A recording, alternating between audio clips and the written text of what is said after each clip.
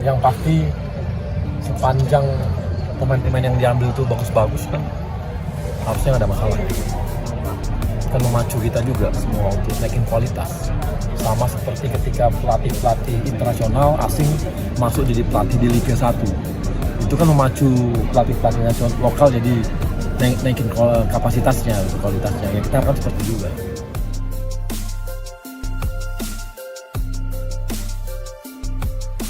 Ex-Exco PSSI buka-bukaan soal anggaran pemain naturalisasi Timnas Indonesia, berapa miliar?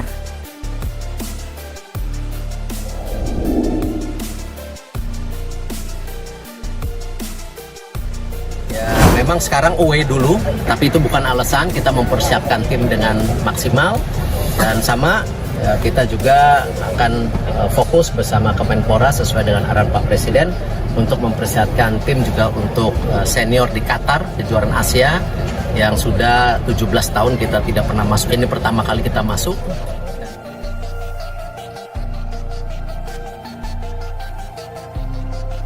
Mantan anggota Exco PSSI, Hassani Abdul Ghani, buka suara terkait anggaran untuk melakukan naturalisasi pemain Timnas Indonesia.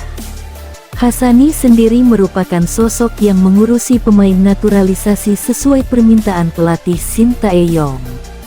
3 pemain yakni Sandy Walsh, Jordi Amat, dan Sain Patinama jadi nama yang dia bantu untuk melewati proses tersebut. Selain itu, Hassani juga sempat membantu Ivar Jenner, Rafael Struijk, dan Justin Hubner saat masih menjabat di PSSI meski tidak sampai tuntas. Di balik proses ini, banyak pihak yang mempertanyakan masalah naturalisasi termasuk soal anggaran yang digunakan. Hassani menjelaskan bahwa saat dia bertugas, soal dana ini memang cukup masif dibahas. Salah satunya karena naturalisasi dianggap proses pemborosan anggaran. Ada sentimen yang bahkan menilai bahwa hal ini hanya proyek federasi untuk menyerap anggaran.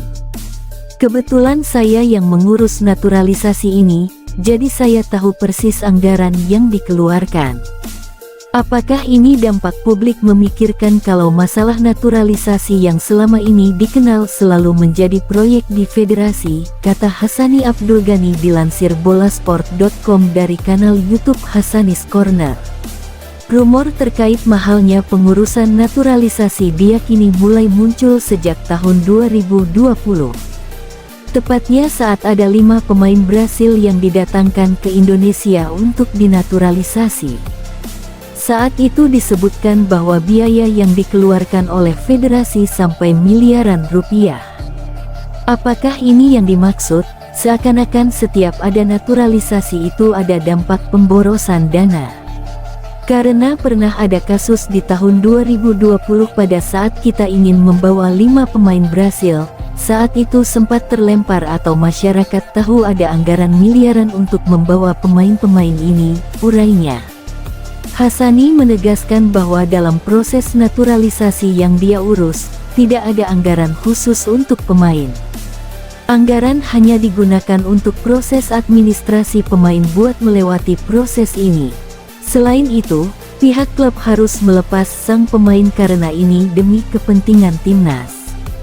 Jujur, sejak saya mendapatkan tugas mengurus pemain-pemain naturalisasi di era sekarang, yang 5 pemain sudah terdaftar ditambah Justin Hubner yang sedang kita bahas ini plus Nathan Choaon dan JIZS, tidak ada anggaran yang kita keluarkan untuk pemain.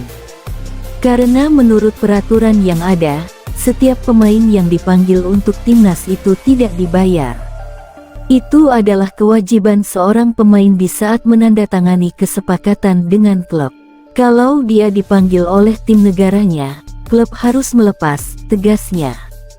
Pemain justru nantinya akan mendapatkan bonus karena bermain di timnas. Hal ini yang terjadi pada pemain naturalisasi skuad Garuda yang dia tangani. Hubungannya kontrak dia itu akan menjadi perhatian atau ada kenaikan bonus dari klubnya kalau si pemain tersebut menjadi pemain